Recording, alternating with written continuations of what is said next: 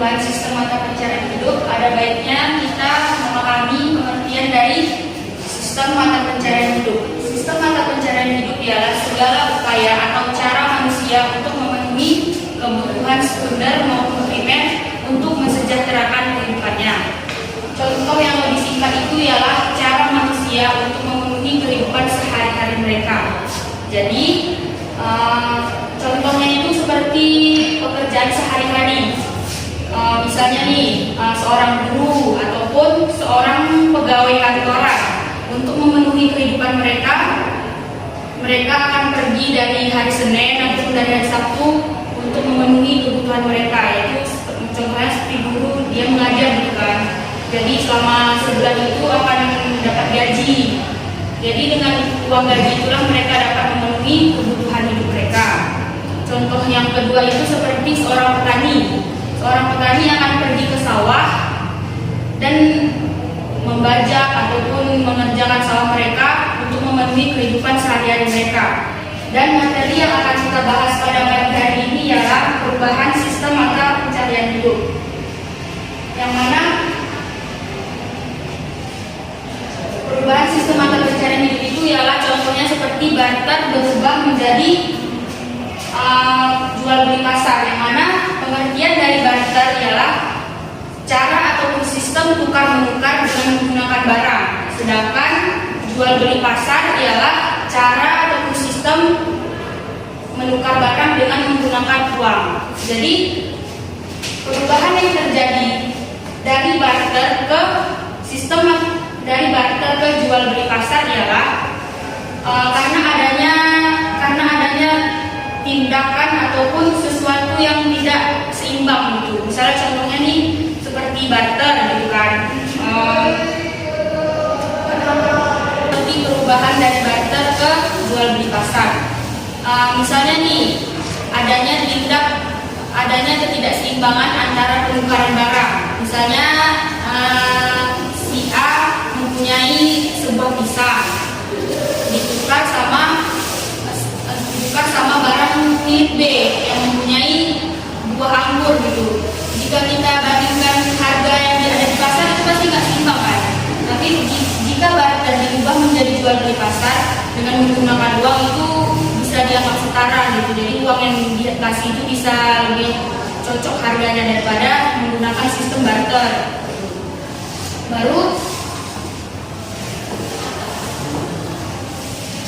Jadi faktor berubahnya dari barter ke jual beli pasar itu yang pertama itu bertambahnya pengetahuan dan teknologi. Jadi perubahan yang terjadi itu yang pertama faktornya itu bertambahnya ilmu pengetahuan manusia dan juga teknologi. Semakin bertambahnya teknologi itu semakin banyaknya manusia itu menggali bagaimana caranya supaya penukaran itu seimbang gitu. Terus yang kedua, ketidakseimbangan dari barang yang didapatkan. Terus yang ketiga itu adanya penemuan baru dari semakin berjalannya waktu, adanya penemuan yang didapatkan oleh manusia. Dan sampai di sini apakah ada pertanyaan? Ada? Tidak ada. Baiklah, kita lanjutkan. Dampak positifnya itu adanya keseimbangan antara pembeli dan penjual serta tidak terjadinya kerugian dari pembeli dan penjual. Terus dampak negatifnya itu adanya tindak kecurangan, yaitu adanya ketidakseimbangan. Baiklah, perubahan yang kedua itu perubahan dari sektor pertanian ke sektor industri. Sektor pertanian ialah pertanian pada awalnya merupakan mata pencarian terbesar yang ada di Indonesia. Yaitu mata pencarian terbesar yang strategis dalam struktur pembangunan nasional. Sedangkan sektor industri ialah mata pencarian yang menggunakan keterampilan dan ketekunan kerja, di mana mata pencarian tersebut menggunakan alat-alat yang sudah modern. Jadi dulu itu di Indonesia itu mata pencarian terbesar itu adalah sektor pertanian. Seperti yang kita ketahui sampai sekarang itu pertanian itu masih besar di Indonesia. Jadi dengan adanya perubahan-perubahan tersebut, misalnya contohnya kalau zaman dulu kalau membajak sawah tuh harus pakai kerbau gitu kan. Kalau sekarang udah ada alatnya, jadi berubah ya gitu seiring berjalannya waktu. Jadi terdapat beberapa faktor juga dan dampak positif maupun negatif. Faktornya itu sektor pertanian yang berubah menjadi sektor industri. Masuknya negara asing ke jadi faktor sektor pertanian berubah ke sektor industri itu ialah masuknya negara asing ke Indonesia yang menyebabkan industri Indonesia dicampuri atau dibajak oleh mereka. Jadi perubahan dari sektor pertanian ke sektor industri itu ada campur tangan dari orang-orang asing. Contohnya seperti orang-orang Cina, orang-orang Jepang yang masuk ke Indonesia, yang mana wilayah-wilayah ataupun tanah-tanah yang dulunya digunakan orang Indonesia untuk bertani ataupun berkebun gitu kan. Jadi karena udah dicampuri sama orang-orang asing, jadinya dibangunlah pabrik ataupun bangunan-bangunan yang besar, mall gitu. Jadi sekarang itu udah sektor pertanian itu udah banyak diubah menjadi sektor industri. Jadi tanah yang dulunya bisa digunakan sebagai sawah, sekarang itu udah dibangun bangunan-bangunan yang tanahnya itu udah nggak bisa lagi digunakan. Jadi dampak positifnya itu memudahkan masyarakat dalam bekerja. Jadi otomatis lebih mudah gitu kan kerja di pabrik daripada kerja di sawah gitu. Yang kedua itu kehidupan masyarakat yang dapat berbaur dengan teknologi dan masyarakat lebih sejahtera gitu. Jadi dianggap itu jika masyarakat lebih tahu dengan teknologi itu, masyarakat bisa lebih sejahtera. Karena kan mungkin misalnya kalau buru-buru tanah itu kan misalnya nih dia cuma ngerjain sawah aja gitu, bukan dia yang punya sawah gitu, itu kan gajinya mungkin lebih dikit gitu. Tapi kalau misalnya dia kerja di pabrik-pabrik itu mungkin uangnya itu lebih bakal menghasilkan uang lebih banyak. Terus dampak positif yang ketiga itu masyarakat menjadi lebih modern dalam hal teknologi. Jadi masyarakat itu nggak membajak sawah itu bisa menggunakan barang-barang, ataupun sekarang itu kalau kita mau panen itu udah ada gitu alat-alatnya, nggak lagi harus pakai tangan maksudnya nggak harus pakai tangan gitu pas kita panen. Itu kan lebih lama. Kalau misalnya pakai barang itu kan bisa 1 jam aja udah selesai langsung satu petak itu kan. Terus yang terakhir itu dampak negatifnya, terbajaknya lahan yang dulunya dapat dijadikan lahan untuk bersawah menjadi lahan pembangunan industri. Seperti yang saya sampaikan barusan, lahan yang dulunya bisa kita gunakan untuk bertani, jadi udah nggak bisa dipakai lagi karena udah di atasnya udah dibangun bangunan-bangunan seperti pabrik ataupun bangunan-bangunan yang besar gitu. Baiklah, sampai di sini apakah ada pertanyaan? Yang nggak dimengerti jawabnya sedikit aja apa gitu. Kalau misalnya nggak ada pertanyaan, bisa saya memberikan pertanyaan. Lebih baik bertanya atau saya yang bertanya?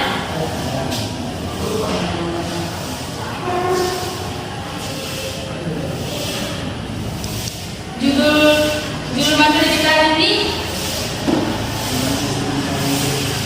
pengertian dari sistem mata pencarian hidup.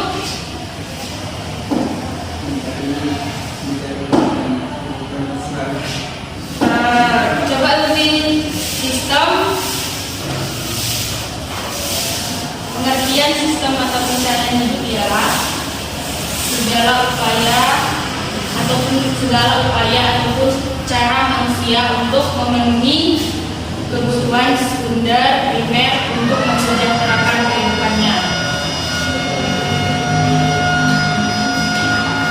Coba ada pengertian sistem mata pencarian hidup tadi barusan saya bilang. Sistem mata pencarian hidup itu apa? Coba yang singkat aja yang tahu aja. Maksudnya mata pencarian hidup itu apa? Yang akan tahu aja. Mata pencarian hidup itu adalah suatu pekerjaan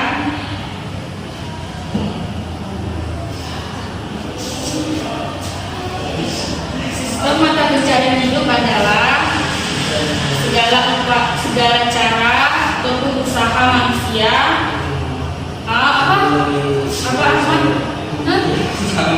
Ahmad Setiawan segala ataupun cara manusia memenuhi kebutuhan primer dan sekunder, kebutuhan yang penting ataupun yang tidak terlalu penting untuk mensejahterakan. Coba diulang lagi. Kalau dicatat gitu kan berarti nggak ngerti. Coba pakai bahasa sendiri aja apa? Ya, mata pencarian hidup adalah. Yuk. Udah lupa ya. Hah? Kayak gitu? Iya.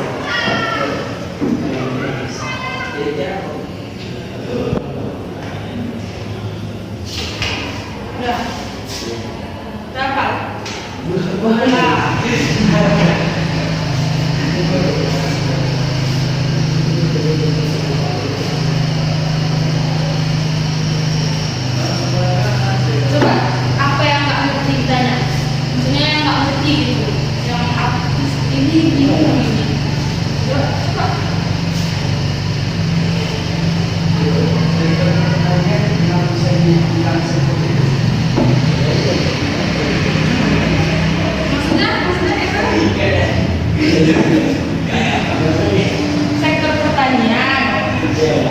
Maksudnya? Oh. Perubahannya begitu. Perubahannya. Kan dari sektor pertanian ke sektor industri kan.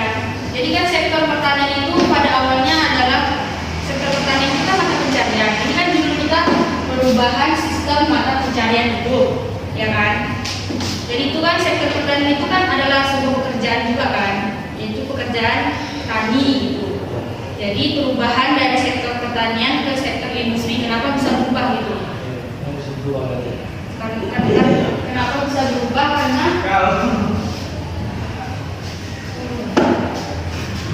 sektor pertanian ke sektor industri. Kenapa bisa berubah? Oh ya, kenapa bisa berubah? Karena pertanian itu kan seperti yang kita ketahui, pekerjaan pertanian itu kan adalah pekerjaan yang sulit, gitu, sulit dikerjakan. Misalnya kayak panen itu kan harus 3 bulan, gitu kan, 3 bulan ataupun kerjanya itu agak sulit, gitu. Jadi terjadilah perubahan. Jadi berjalannya waktu itu manusia tuh nyari gitu kan, apakah ada pekerjaan yang lebih mudah dan bisa mendapatkan uang lebih cepat, gitu, supaya dapat uang lebih banyak, gitu kan. Jadi terjadilah perubahan dari sektor pertanian ke sektor industri nih contohnya tuh kalau sektor pertanian kan kita tahu pasti kerja tuh di sawah gitu kan. Terus kalau perubahan, kalau sektor industri itu kan kerjanya itu misalnya di pabrik-pabrik, jadi itu kan kerjanya cuma lagi sambil berdiri ya, itu cuma gini gitu. Jadi sebulan tuh dapat uang gitu. Jadi uangnya itulah yang bisa digunakan untuk memenuhi kebutuhan sehari-hari. Kan bagus tuh ada pertanyaan. Coba tanya lagi. Intinya tuh sebenarnya intinya itu cuma tiga ya. Perubahan sistem mata pencarian hidup. Sistem mata pencarian hidup adalah segala usaha atau cara manusia untuk memenuhi kebutuhan hidupnya, mensejahterakan gitu, supaya dia bisa hidup nyaman, tenang. Jadi itulah sistem mata pencarian hidup. Kalau orang nggak kerja namanya pengangguran. Nah, jadi itulah yang inti materi yang kita bahas pada hari ini itu perubahan sistem mata pencarian hidup. Kenapa terjadi sebuah perubahan? Pastinya terjadi sebuah perubahan itu karena manusia ingin mendapatkan pekerjaan yang lebih layak, yang bisa mendapatkan uang lebih cepat demi memenuhi kebutuhan sehari-harinya. Misalnya contohnya itu dulu tuh YouTuber tuh nggak ada, banyak orang tahu kan menghasilkan uang dari itu banyak, jadi berlomba-lomba lah orang membuat channel gitu. Itulah mendapatkan uang lebih praktis. Itulah inti dari perubahan. Jadi apa lagi mau ditanya? Ada yang mau nanya? Pertanyaan saya dalam yang jawab.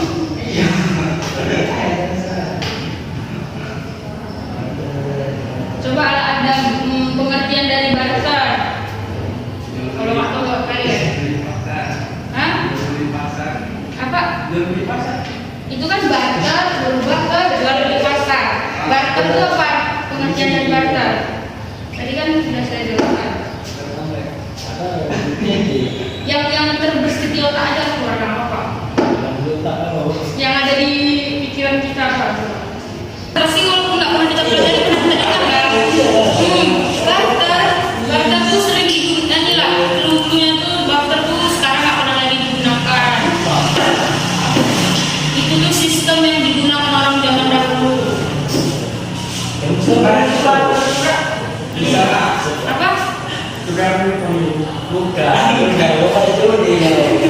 Oh ya udah, saya jelaskan ulang ya. Barter, pengertian dari barter itu adalah sistem tukar menukar barang yang saling menentukan. Misalnya nih Adam sama panggilannya apa? Ahmad panggilannya. Jadi Ahmad, misalnya Adam, misalnya nih Adam ada HP Samsung, terus Ahmad ada HP iPhone. Ya udah zaman dulu kan belum ada sistem jual beli pasar ya kan. Jadi udah ada pengen pakai iPhone, siapa Ahmad pengen pakai Samsung, ya tukar aja gitu. Itulah barter itu kan. Jadi terjadilah perubahan ke sistem jual beli pasar. Jadi orang-orang tuh mikir gitu kan, ini nggak ada lagi lah, masa aku punya iPhone dan punya Samsung ditukar gitu. Padahal harganya kan sistem ataupun apa yang ada di dalamnya itu nggak sesuai gitu kalau canggih iPhone gitu lah misalnya. Jadi berpikirlah manusia seiring berjalannya waktu, oh berarti adanya tindak kerugian ataupun kecurangan di dalam pertukaran ini. Jadi carilah pertukaran yang lebih masuk akal gitu, ataupun yang tidak akan merugikan siapapun. Terjadilah jual beli pasar gitu. Jadi ya udah, kalau kita membeli barang itu ya sesuai harganya. Misalnya Samsung ya kita bayar 3 juta, kalau misalnya iPhone kita bayar 10 juta gitu. Makanya dia ada terjadinya perubahan, dan ada juga dampak-dampak negatif maupun dampak positifnya. Udah ada ngerti? Ada? Coba bertanya. Kenapa perubahan hidup bisa disebut dengan milenial dan skuter? Apa di dalam skuter? Apa? Bisa ada ya, ya, tapi primer itu. Hah?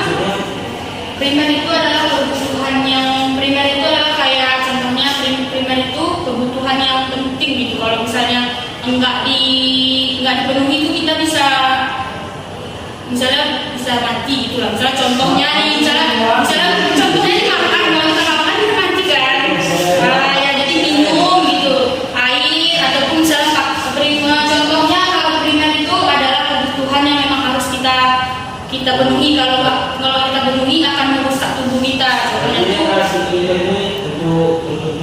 Itu yang harus itu, contohnya makan, pakaian, mungkin kan kalau wanita pakai baju, mungkin kan. Jadi kalau sekunder itu yaitu kebutuhan yang kita inginkan. Contohnya itu sebenarnya kan mobil itu nggak terlalu perlu, tapi kalau misalnya kita mau untuk memudahkan perjalanan ya papan beli ataupun HP gitu kan. Kalau zaman dulu kan mungkin nggak terlalu perlu, tapi karena kita pengen berkomunikasi sama orang yang jauh ya udah kita penuhi. Itulah makanya dikatakan sistem mata pencarian hidup itu juga salah satu untuk mensejahterakan kehidupan kita, gitu. Supaya kita tuh sejahtera hidupnya. Itulah kita penuhi dengan cara kita cari pekerjaan lah untuk memenuhinya. Mengerti? Ya ada lagi pertanyaan? Apa? Kalau nggak salah menanya orang aja. Mana lagi? Ada lagi? Ada lagi? Udah ngerti? Tanya aja. Nggak tahu aja masih pikiran orang.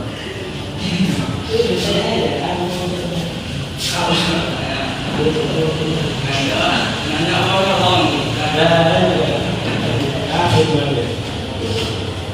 Kesimpulannya, sistem mata pencarian hidup itu adalah merupakan segala usaha kita harus berulang.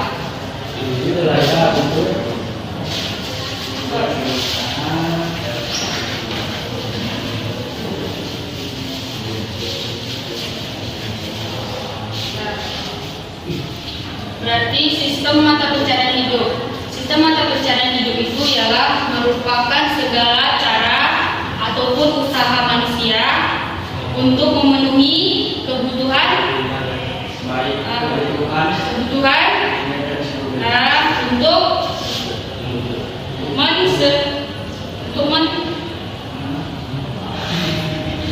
adalah cara manusia untuk memenuhi kebutuhan primer dan sekunder untuk mensejahterakan kehidupan mereka. Sistem mata pencarian hidup. Jadi perubahan sistem mata pencarian hidup itu yang pertama, contohnya itu ada, coba yang pertama tadi ada perubahan barter ke bagus. Terus yang kedua Ahmad atau perubahan yang kedua sektor pertanian berubah ke sektor industri. Tidak masuk lah ya.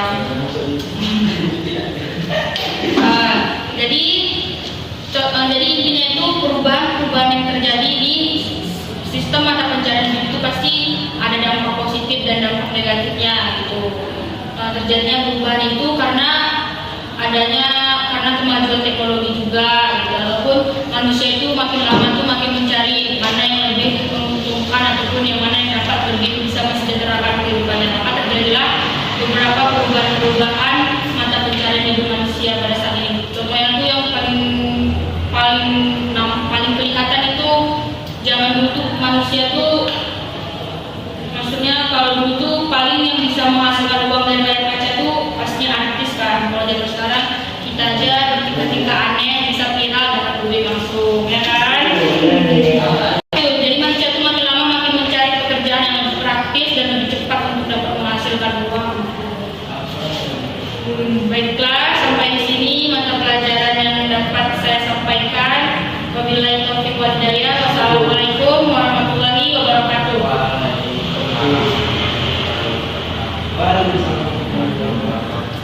Terima kasih.